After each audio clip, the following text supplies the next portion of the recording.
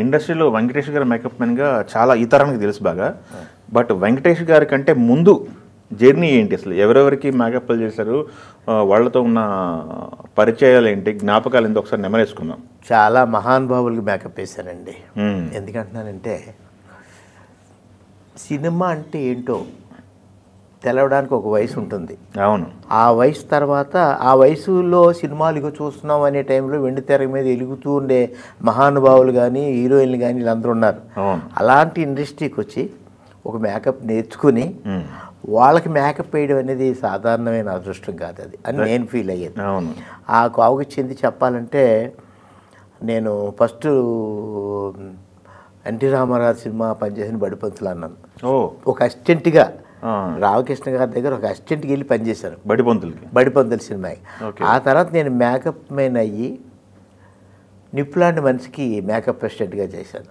ఎన్టీఆర్ గారి cinema direct NT Ramarao cinema నిప్పులాంటి మనిషికి మేకప్ అసిస్టెంట్ అయ్యాను. దానికి చెప్పాలంటే వైవిరావు గారు అని రవిచిత్ర ఫిలిమ్స్, దాని నిప్పులాంటి మనిషి అది యాక్చువల్గా హిందీలో అమితాబ్ బచ్చన్ గారు జంజీర్ అని చేశారు. ఆయనకి సూపర్ హిట్, సూపర్ ఆయన పేరు. అలాగే నిప్పులాంటి మనిషి మళ్ళీ ఒక అద్భుతమైన పికప్ రామారావుకి. ఆ సినిమాకి నేను మేకప్ అసిస్టెంట్గా పనిచేశాను. అక్కడి నుంచి ఆయన నా వర్క్ చూసో ఏంటో తెలియదు గాను నెక్స్ట్ సినిమాకి ఆ అబ్బాయిని పెట్టండి నాకు అనడం జరిగింది. రికమెండ్ చేశారు అబ్బాయి. అంటే ఆయన మేకప్ మ్యాన్ పీతాంబరం గారు ఉండేవారు. అవును. ఆయనకి చెప్పారు నెక్స్ట్ మన సినిమాలకి ఆ అబ్బాయిని పెట్టండి అని. ఓకే. అది అదృష్టంగాను అనుకుంటాను, లేదా మన సిన్సియారిటీ కూడా వర్క్ చేసిందని అనుకుంటాను. ఓకే. నాది కదా ఆకలిది, నిప్పులాంటి మనిషి, ఇలాంటి సినిమాలు చేయడం జరిగింది. అక్కడి నుంచి ఆయనతో చేశాం. ఆ సందర్భంలోనే ఈ సింహబలుడు అనే సినిమా జీవీఎన్ రాజు గారిదని, ఆ సినిమాకి నేను ఆయనకి అసిస్టెంట్. ఓకే. అసిస్టెంట్గా చేస్తున్నప్పుడు ఆయన ఎంత సెన్సిటివ్గా ఉంటారో మేము కూడా అంత సెన్సిటివ్గా పనిచేయాలి. ఆయన ఊరికే మాట్లాడడం అన్నీ చేయరు, సెట్లు అసలు అలా ఉంటే ఎదుర్కొంటూ ఉండేవాళ్ళు అనమాట. మేకప్ అని అరవడాలు కానీ ఇలాంటి ఏమి ఇచ్చి అలాంటి అవకాశం లేకుండా పనిచేయడం. ఆయన డిసిప్లిన్, టైము, ఆ టైం ఇప్పటికీ నాకు చాలా నచ్చింది. అదే టైం ఫాలో అవుతా. ఈవెన్ వెంకటేష్ గారి దగ్గర మేకప్ ఉంటే కూడా ఆ టైమింగే ఏంది, అదే టైమింగ్ అనుకోండి. బట్ చెప్తున్నా అప్పటి నుంచి ఆ మహానుభావుల దగ్గర చేసాం కాబట్టి మనకి ఇది అలవాటు అయిపోయింది. ఆ టైంలో ఆయన సినిమా చేస్తున్నప్పుడు అది చాలా గొప్ప అనుభవం అన్నమాట. సాంగ్ మధ్యాహ్నం వరకు ఫైట్ చేశారు బెంగళూరు దగ్గర, మైసూరు దగ్గర. మధ్యాహ్నం నుంచి సాంగ్ అన్నారు వాణిశ్రీ గారు ఆయనకి. దాంతో మేకప్ అంతా ఫైట్ అంటే ఇది అవుతుంది కదా, బాగా ఇది అయింది. మధ్యాహ్నం సాంగ్ అన్నారు కదా, పీతాంబరం గారిని పిలిపించండి నేను. అప్పట్లో ఏంటంటే మార్నింగ్ మేకప్ వేస్తే ఇంకొండరు, చెన్నైలో షూటింగ్ అయినా ఎక్కడైనా కానీ మార్నింగ్ మేకప్ వేస్తారు, మరి ఈవినింగ్ వరకు మేమే చూసుకోవాలి. బట్ మైసూర్లో ఆయన ఎక్కడికి వెళ్ళారో తెలీదు. తర్వాత మేనేజర్లు అంతా కార్లో పంపిస్తే దొరకలే. అప్పుడు రాఘవేంద్రరావు సినిమాకి వీళ్ళందరూ ఏం చేయాలి సాంగ్ కాంటలు చేద్దామా ఏంటనే లెవెల్లో ఉంటే అప్పుడు నేను ఆయనతో చెప్పాను, ఒకసారి నేను ఆయన పెద్ద ఆయన అడుగుతాను ఏంటంటే, వెళ్ళి గురువుగారు దొరకలేదండి ఏం చేద్దాం నాయన అన్నారు. బట్ ఇక్కడ నాయన అని ఎందుకన్నారు దాని మీద ఒక మంచి ఇది చెప్తాను. ఏ రోజు కూడా ఒరే అని సినిమాలు పేరు ఒరే అనే వార్త ఆయన నోటి నుంచి రాలే. అసలు తిట్టడం కానీ లేదా అరవడం కానీ అసలు ఆయన మహానుభావుడు సెట్లోకి వస్తేనే పిన్ డ్రాప్ సైలెంట్, అందరూ సూపర్గా ఎవ్వరు అన్నీ నెమ్మదిగా మాట్లాడతారు తప్ప అంతా ఇది. అప్పుడు ఏం చేద్దాం నేనంటే, నేను ధైర్యంగా అంటే అలవాటు కదా, నేను చేసేస్తానండి అన్నాను. చేస్తావా? చేస్తానండి అన్నాను. సరే అయితే అన్నారు. ఈ లోపల లంచ్ బ్రేక్ చేశారు. లంచ్ బ్రేక్ చేసిన తర్వాత రాఘవేంద్రరావు అడిగారు ఏంటి అని చెప్పి, నేను చేసేస్తాను అన్నానంటే, అవునా ఓకేరా పర్వాలేదా చేస్తానన్నా. లంచ్ అది అయిపోయింది, ఇంకా స్టార్ట్ చేస్తారు. అప్పుడు ఆర్టిస్ట్ గారు ఆల్రెడీ మేకప్ వేసుకొచ్చారు సాంగ్ కదా. వెళ్ళి చెట్టు కింద నో క్యారవాన్లు నో ఏమి లేవు అప్పట్లో. చెట్టు కింద అలా నిద్రపోతుంటే నేను వెళ్ళి సార్ అన్నాను, ఏమైనా రెడీ అవుతాను సార్, వచ్చేసాను. చిన్న భయం ఉంటుంది, రోజు పని చేయడం వేరు, లైట్గా మేకప్ తుడిచి వేయడం అనేది. మార్నింగ్ ఫ్రెష్గా మేకప్ వేయడం వేరు, మధ్యాహ్నం ఉన్నదాన్ని తుడిచి జాగ్రత్తగా వేయడం అది ఓకే. అప్పుడు చెయ్యి అన్నారు, తొడవడం మొదలుపెట్టా. ఆయనకి ఓకేనా నాయన చేస్తాను సార్ అన్నారు. అప్పుడు చెయ్యి అన్నారు. నేను స్టార్ట్ చేస్తుంటే ఒకసారి అద్దవి అన్నారు. నేను అంత అయిపోయిందో చూడండి సార్ అన్నాను ధైర్యంగా. అంటే మళ్ళీ చూసిన దగ్గర నుంచి ఏమో ఇది అవును సగంలో చూస్తే అనడంతో అలాగే అయితే పక్కనే తారకమ్మ గారు కూడా వచ్చారు అప్పుడు. పక్కనే కూర్చున్నారు. షూటింగ్కి వచ్చారు అప్పుడు.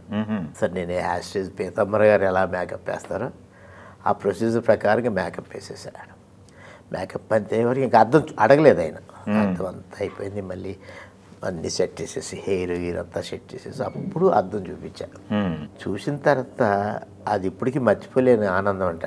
అలా చూసి వెరీ గుడ్ అయినా చాలా బాగా చేసావు అనడమే కాకుండా పక్కనే తారకం గారు చూడండి కుర్రాడు ఎంత హుషారుగా ఉన్నాడు, ఎంత బాగా చేశాడో అన్న తర్వాత అప్పుడు రాఘవేంద్రరావు అందరూ బయటకు వచ్చి అమ్మయ్య ఓకేరా అని సాంగ్ ఫినిష్ చేశారు. అదొకటే కాదు, స్పాట్కి వెళ్ళిన తర్వాత బ్రదర్ పిల్లవాడు ఎంత బాగా చేశాడు చూసావా, చూస్తూ ఉన్నామండి అని చెప్పడం ఇవన్నీ నేను ఇందాకే అన్నానే మన తెలిసేటికి వెండి తెర మీద వెలుగుతున్న మహానుభావులు అలాంటి ఇండస్ట్రీకి వచ్చి వాళ్ళకి బ్యాకప్ వేయడం అనేది చిన్న విషయం కాదు కదండి. అది చాలా ఆనందపడతాను. అది మార్నింగ్ మళ్ళీ షూటింగ్కి మళ్ళీ మా పీతమ్మన్న గారు వచ్చి మేకప్ వేస్తారు. వేసినప్పుడు కూడా చెప్తున్నాడు. పీతమ్మ గారు చెప్పారా? మంచి చాలా బాగా చేశారు బ్రదర్ నా అబ్బాయి చాలా, అందుకే మీ దగ్గర పెట్టానండి. అంటే అలాంటి వర్క్ మీ దగ్గర పెట్టాను. అది ఇవన్నీ ఊహించుకోవడానికి ఎంత బాగుంటుంది. ఊహని కాదు, జరిగిన సందర్భంగా ఇవన్నీ చాలా బాగుంటాయండి. ఇది సరే ఇంకా రామారావు తర్వాత స్టూడియోకి వచ్చేయమనడం, హైదరాబాద్ రమ్మడం ఇవన్నీ జరిగినాయి. కానీ నేను అప్పటికే పెద్ద సినిమాలు చేస్తున్నాను, రాఘవేంద్ర లైన్లో ఉన్నాను అప్పుడు.